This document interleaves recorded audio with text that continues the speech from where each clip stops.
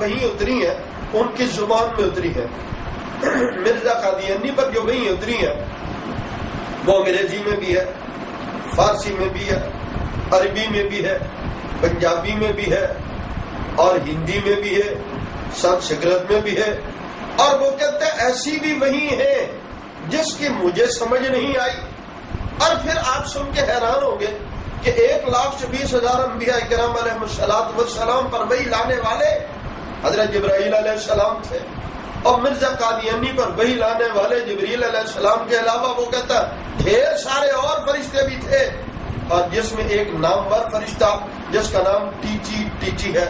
جب اس سے پوچھا گیا کہ جناب یہ ٹیچی کا کیا مطلب ہے، اس نے کہا کہ ٹیچی وہ نا اس واسطے ہے کہ وہ جڑا بٹن نہیں لگائی دے ایک نو دوسرے میں پھسائیے تو ٹچ کر کے بند ہو جاتا ہے. تو مرزا قادیانی کہتا ہے کہ یہ فرشتہ جب ضرورت پڑی تو ٹچ کر کے آ جاتا ہے. میرے بھائیوں میری بہنوں آپ سوچو، امام الانبیاء صلی اللہ علیہ وآلہ وسلم فرمائیں، اللہ فرمائیں کہ تمہاری ہدایت کے لیے اور تمہاری کامیابی کے لیے 2 وحیوں پر ایمان لانا ضروری ہے، جبکہ مرزا قادیانی یہ کہے کہ جو میری کتابوں میری دعوت کو نہ مانے، میری کتابوں پر ایمان نہ لائے، وہ کنجریوں کی اولاد ہے. میرا سوال ان لوگوں سے ہے جو باوجود اس کے کہ وہ مرزا قادیانی کو نبی نہیں مانتے، جو لوگ مرزا قادیانی کو نبی نہیں مانتے، ان سے سوال ہے کہ جب مرزا قادیانی یہ کہتا ہے کہ جو میری وحی پر ایمان نہ لائے وہ کنجریوں کی اولاد ہے، تو کیا آپ مرزا صاحب کے اس فتویٰ کو تسلیم کرتے ہیں؟ کیا آپ کی غیرت اس کو برداشت کرتی ہے کہ مرزا قادیانی امت کے عظیم طبقے کو 1400 سال سے ایک جو وحی کا موضوع اور عنوان وحی کے متعلق جو بات متفقہ تھی اس میں سے اپنے لیے وحی کا راستہ نکالتا ہے اور پھر کہے کہ مجھ پر میری وحی پر ایمان نہ لانے والے کنجریوں کی اولاد ہے؟ ہمارے استاد جی مولانا منظور احمد چنیوٹی رحمت اللہ تعالی علیہ سفیر ختم نبوت فرمایا کرتے تھے، مرزا کہتا مجھ پر وحی آتی ہے، میں بھی کہتا ہوں مرزا پر وحی آتی تھی، میرا ایمان ہے کہ مرزا پر وحی آتی تھی. اور وحی کی بھی تو 2 قسمیں ہیں، ایک وحی رحمانی ہے، ایک وحی شیطانی ہے. مرزا قادیانی پر جو وحی آتی ہے وہ وحی رحمانی نہیں ہے، وہ وحی شیطانی ہے. تو میرے بھائیوں میری بہنوں ذرا سوچو، جب مرزا قادیانی یہ کہے کہ میں اللہ کا نبی ہوں کچھ، اور آج بڑی عجیب بات ہے اس کا دعویٰ ہے کہ میں نبی ہوں اور اس کے ماننے والے اسے لکھتے ہیں کہ مرزا صاحب مسیح موعود ہے. بھئی مسیح موعود اور چیز ہے اور نبی ہونا اور بات ہے. مرزا صاحب کہ وہ کہتے ہیں کہ انہوں نے دعوی نبوت نہیں کیا. یہ دیکھیں ان کی کتاب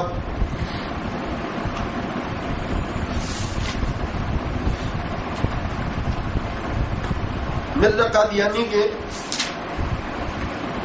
قادیانی کی کتاب دافع البلا دیکھیے، روحانی خزان میں صفحہ 231. سچا خدا وہی خدا ہے جس نے قادیان میں اپنا رسول بھیجا. یہ دیکھیے، سچا خدا وہی خدا ہے جس نے قادیان میں اپنا رسول بھیجا. اب قادیانی اور بہت سارے لوگ جو ان کے حمایتی ہیں وہ کہتے ہیں دیکھیں جی آپ نے آپ قادیانیوں پر کفر کا فتویٰ لگاتے ہیں، ہم کہتے ہیں کہ وہ نبوت کا دعویٰ کرتا ہے، وہ کہتے نہیں کرتا. اب انہی کی کتابوں سے ہم ثابت کرتے ہیں. اور ظلم کیا ہے، اس سے بھی اگلا ظلم کیا ہے، وہ تاج ختم نبوت کو اپنے اوپر رکھتا ہے اور وہ یہ کہتا ہے کہ اللہ تعالیٰ نے محمد الرسول اللہ جو سورہ محمد میں کہا ہے، محمد الرسول اللہ نے وہ میرے متعلق کہا ہے. اس آیت میں اللہ نے جو مجھے محمد بھی کہا ہے اور رسول بھی کہا ہے.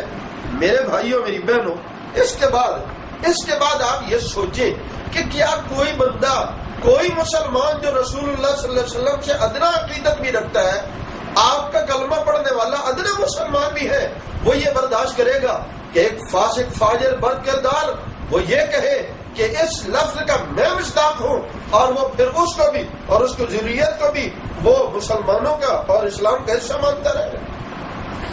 ایک غلطی کا ازالہ. اور روحانی خزائن میں صفحہ 207 لکھتا ہے محمد الرسول اللہ والذین معه اشداء علی الکفار رحماء بینہم. اس وحی الہی میں میرا نام محمد رکھا گیا ہے اور رسول بھی. پھر یہ وحی اللہ ہے، وحی اللہ ہے. یہ دیکھیے اس کے باوجود ہمارے بہت سارے مسلمان بھائی، قادیانی تو قادیانی ہیں، بہت سارے مسلمان بھائی، مسلمان بہنیں ہمیں یہ کہتے ہیں کہ آپ قادیانیوں کے ساتھ آپ کا متعصبانہ رویہ ہے. میرے بھائیو آپ سوچیں، میری بہنیں آپ سوچیں کہ وہ ردائے محمدی کو اتار رہا ہے اور ہم ان کو دائرہ اسلام میں مان رہے ہیں. حیران کن باتیں ہیں. تیسری وجہ قادیانیوں کے کفر کی تیسری وجہ وہ انبیاء کرام علیہ السلام کی توہین ہے. اس نے سارے نبیوں کی توہین کی، رسول اللہ صلی اللہ علیہ وسلم کی بھی توہین کی ہے. میں صرف ایک حوالہ دیتا ہوں. صرف توہین ہی نہیں کی، عیسیٰ علیہ السلام کو اور ان کے خاندان کو گندی اور ننگی گالیاں دی ہیں. آئیے حضرت عیسیٰ علیہ السلام کے متعلق کوئی بھی شریف انسان ایسی بات، زمینہ انجامیات ہم مرزا کی کتاب ہے اور روحانی خزائن صفحہ 291 سنیے اور ذرا غور سے سنیے. ایک جو لوگ ہمیں کہتے ہیں کہ آپ قادیانیوں سے تعصب کا، ان کا نبی لکھتا ہے آپ یعنی حضرت عیسیٰ علیہ السلام کے متعلق کیا ہے، آپ کا خاندان بھی نہایت پاک اور مطہر ہے. یعنی کس طرح استہزاء کر رہا ہے. 3 دادیاں اور نانیاں آپ کی زناکار اور کسبی عورتیں تھیں. معاذ اللہ، لعنت ایسے نبی اور اس کے ماننے والوں پر جن کے خون سے آپ کا وجود ظہور پذیر ہوا.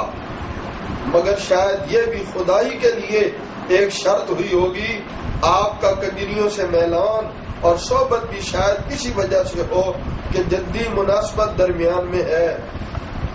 لا حول ولا قوت. یہ دیکھیے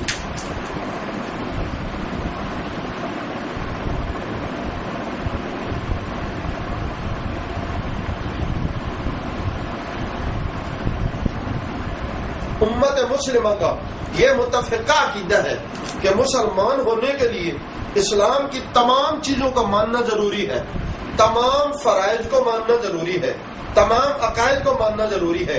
لیکن اگر کوئی ایک عقیدے کا انکار کر دے تو وہ کافر ہو جاتا ہے. یہاں تو صرف انکار نہیں ہے، ظلم در ظلم ہے کہ وہ بندہ عیسیٰ علیہ السلام علی نبینا علیہ الصلوۃ والسلام کے متعلق ایسی غلیظ گفتگو اور بڑی بڑی اس کی کتابیں ایسی گندی گفتگو سے، میں نے تو ابھی آپ کو ایک حوالہ دیا ہے، ضرورت پڑنے پر آپ کو ان کی کتابوں سے بہت سارے حوالے دیے جا سکتے ہیں. اس کے باوجود ہمارے بھائی ہماری بہنیں یہ کہیں. اور پھر ایک آدمی نے مجھے سے عجیب سوال کیا، آپ یہ کتابیں جو قادیانیوں کی پیش کرتے ہیں کیا قادیانی نہیں پڑھتے؟ میں نے کہا نہیں پڑھتے. کہتے وہ کیوں؟ میں نے کہا انہوں نے ان کو روز کا الفضل لگا کر، ان کو ہفتہ وار رسالے لگا کر، ماہانہ رسالے لگا کر اور پھر ماہانہ چندے لگا کر ایسا پھنسا رکھا ہے کہ اصل کتابوں کے انہیں قریب جانا ہی نہیں دیتے. روحانی خزائن خاص جو پکے قادیانی ہیں ان کے ہاں سے آپ کو مل سکے گی، دوسری جگہ سے روحانی خزائن کا نام ہی نہیں جانتے بہت سارے قادیانی. وہ روحانی خزائن مرزا کی کتابوں کے نام ہی نہیں جانتے. جب ہم انہیں مرزا کی کتابوں کے نام بتاتے ہیں تو وہ حیران ہو جاتے ہیں، اچھا یہ بھی مرزا صاحب کی کتاب ہے. ان کو یقین نہیں آتا کہ مجھے ساری زندگی ہو گئی پیدائشی قادیانی ہوں لیکن میں نے تو مرزا صاحب کی اس کتاب کا نام نہیں سنا. بھائی تجھے انہوں نے اندھا اور جاہل رکھا ہے تو اس میں ہمارا تو کوئی جرم نہیں ہے، ہم نے تو نہیں یہ کتابیں شائع کی، انہوں نے شائع کی اور کر رہے ہیں. میرے بھائی میری بہنوں، چوتھی بات بڑے اختصار سے میں نے شروع میں عرض کیا، پورے کے پورے اسلام کو ماننا اسلام ہے. اور ایک کفر کے لیے ایک چیز کا انکار بھی کفر ہو جاتا ہے. اسلام کے لیے ساری باتوں کو ماننا لازمی ہے، کفر کے لیے ایک کا انکار کرے تو کافر ہو جاتا ہے. قرآن مجید میں 300 کے قریب آیات سے رسول اللہ صلی اللہ علیہ وسلم کا جہاد ثابت ہوتا ہے.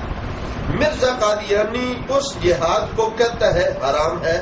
اب بتاؤ رسول اللہ صلی اللہ علیہ وسلم قرآن مجید سنائیں اور کہیں کہ یہ قیامت تک کے لیے ہے، اپنی احادیث سنیں اور کہیں کہ الجہاد ماضٍ الی یوم القیامہ، قیامت تک جہاد جاری رہے گا۔ مرزا قادیانی انگریز سے چندہ لے کر امت محمدیہ اس وقت ان کے لیے جہاد کو حرام قرار دے دیتا ہے جس وقت امت اس کے خلاف گریلا جنگ لڑ رہی ہوتی ہے اور اس کو پاک و ہند سے نکالنے کے لیے قربانیاں دے رہی ہوتی ہے، اس وقت مرزا قادیانی لکھتا ہے کہ جہاد حرام ہے۔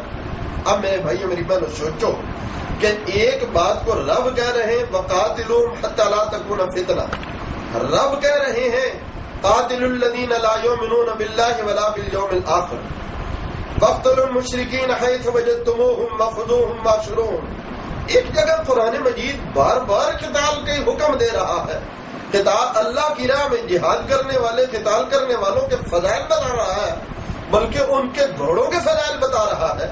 رسول اللہ صلی اللہ علیہ وسلم ان کے قدموں سے لگنے والی گرد کی اتنی فضیلت بتا رہے ہیں کہ جہاں جہاں وہ گرد لگ جائے گی جہنم کی آگ حرام ہو جائے گی، جہاں تک آپ سمجھا رہے ہیں۔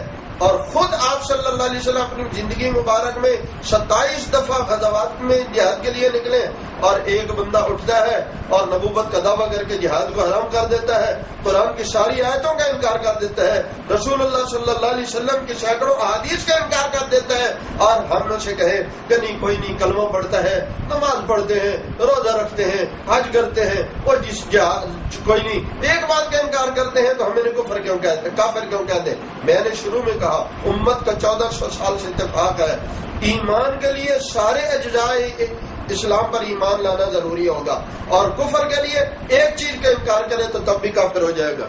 میں اختصار سے عرض کرتا ہوں، آؤ مرزا قادیانی کا فتویٰ کیا ہے۔ اب چھوڑ دو جہاد کا اے دوستو خیال، اب چھوڑ دو جہاد کا اے دوستو خیال، دین کے لیے حرام ہے اب جنگ اور قتال۔ اب آ گیا مسیح جو دین کا امام ہے، دین کے تمام جنگوں کا اب اختتام ہے، اب آسمان سے نور خدا کا نزول ہے، اب جنگ اور جہاد کا فتویٰ فضول ہے۔ یہ ضمیمہ تحفہ گولرویہ اس کا صفحہ 41 ہے، روحانی خزائن کا صفحہ 77 ہے۔ دیکھیے، اللہ کرے کہ کلمہ اور نماز کے ہمیں لاج دینے والے قادیانی مرد و عورت بھی ان حوالہ جات کو دیکھیں اور ان کو پتہ ہو کہ ہم کسی تعصب کی بنیاد پر نہیں، ہم کسی بوجھ کی بنیاد پر نہیں، بلکہ حقائق کی بنیاد پر مرزا قادیانی اور اس کے ماننے والوں کو کافر کہتے ہیں۔ یہ تو چند باتیں ہیں جو ہم نے پیش کی ہیں، انشاءاللہ پھر نشست ہوئی تو کھل کر بتائیں گے، اور یہ بات اچھی طرح سمجھ لیں کہ جب تک قادیانی امت مسلمہ کے عقائد پر نہیں آ جاتے، امت ان کو مسلمان ماننے کے لیے تیار نہیں ہے۔ وآخر دعوانا الحمدللہ رب العالمین۔